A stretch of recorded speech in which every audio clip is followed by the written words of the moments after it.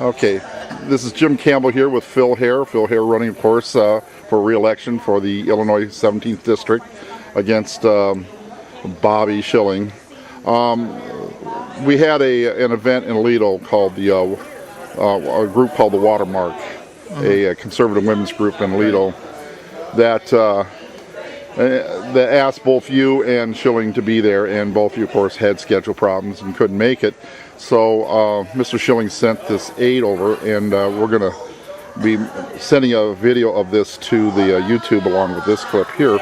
And one of the things he said, and I've heard this a lot from other candidates or representatives or whatever you want to call it, that not re-upping the Bush tax cuts is going to be, in a sense, the greatest tax hike in American history. Well, can you address that, please? I can. It's $700 billion for the richest 1 or 2% of the people in the country over a period of 10 years if we extend the tax cuts to them. And it amounts to $100,000 per person for those people in those income groups. And what I find amazing is every economist that I've ever listened to, even McCain's chief economist, said this is absolutely nonsense. I mean, these are the same folks that are supposed to be budget hawks, deficit hawks, and they want to add $700 billion more to it by extending the tax cuts out. You know, if you're a senior citizen, and I said this to a group the other day of seniors, I said, look, we could not, the House passed a cost of living increase for $350, for $250, $20 a month for these folks. And we couldn't get it through, the Senate wouldn't pass it. So I'm trying to understand this. Schilling and people like that believe that for the richest 1% or 2% of people, they get $100,000. We can't give seniors $20 a month. You know, that argument is just absolutely false. There's no way.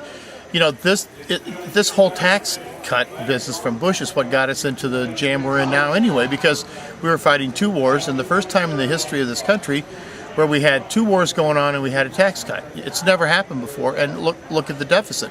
Now, it also helped fuel the recession because, quite frankly, we didn't have the money.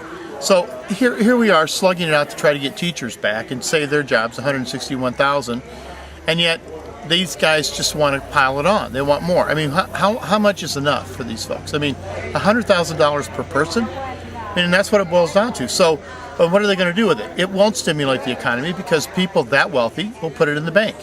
They're not going to spend it to hire additional people. They didn't before, because we had 700,000 jobs lost per month under Bush when they had the tax cuts.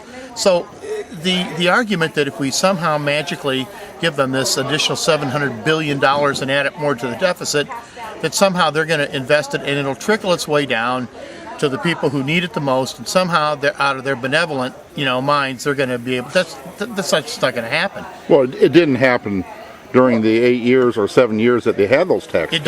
It didn't happen. And look, the way you're going to get people back to work, for example, let me give you an example of what you could do with a fraction of that money. We are talking about putting $450 billion in a multi-year highway bill that would employ 6 million Americans, building roads and bridges and schools, sewer and water systems for $450 billion. 6 million people work. They want to give $700 billion. You still have $250 billion left. What could you do with that? Well, you could rebuild the locks from Minnesota all the way down to St. Louis, and people and their homes and businesses would be safe, and farmers would be safe for $6 billion. $6 billion. So, look, we could put teachers to work, first responders back to work, fire and police officers. These are the same guys, by the way, that said we could not afford to give medical benefits to the people who went into the towers at 9/11 and survived and came out sick, and we can't afford that. But somehow we magically now can wave this magic wand and give it to the richest, 1 or 2% of the people. I think first of all, it's insulting. And it really insults people's intelligence. And when they start peddling this stuff, people need to just stand up and say, wait a minute, whose side are you on here? I'm a card-carrying capitalist. I believe people ought to, pay their fair share of taxes too. But to give them another $100,000 per person tax break, I don't know what planet they're living on. We have people unemployed. And here we are arguing and trying to get an extension of unemployment benefits, and they say we can't afford that. but there's always money for the richest in this country. Yeah, and the other part of that argument too is that people don't hear very much about is that attached to these tax cuts are tax cuts to the middle class. Absolutely. Which the Democrats are more than willing to extend. And as am I. I mean, I'm more than willing to give tax cuts to middle income and lower income Americans. But what will they do with the money? Here's the thing. Yeah. They'll spend it. They'll put their kids through school with the money. They'll buy books. They'll buy a car. They may put a down payment on a home. They might buy additional groceries. They may be able to purchase a truck or something, or go on vacation and then invest that money in the community. But for these folks that are pulling in the kind of money that they're talking about, they're going to put it in their banks.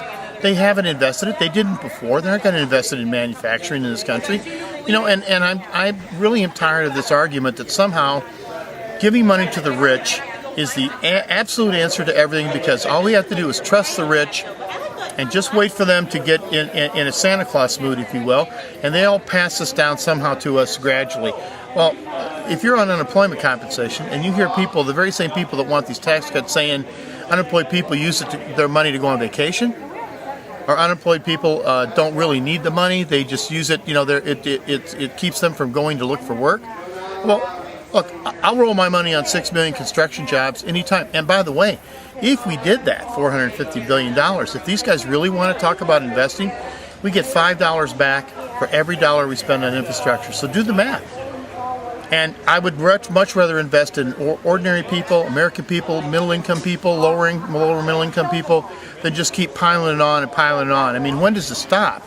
And I'll tell you, I'm not going to vote for it. And I think this is a defining moment for Democrats and Republicans. And my Democratic friends, I have a few of them, that are in elections and worried that somehow they're going to get in trouble electorally at home if they don't vote for these higher income bracket folks. They got to be kidding me. They really think they're going to vote for them? Yeah, this has always been perplexing to me. It seems like such a slam dunk to be able to make that argument, and yet you have members of Congress, like you mentioned, that are in districts where that seems to be misunderstood.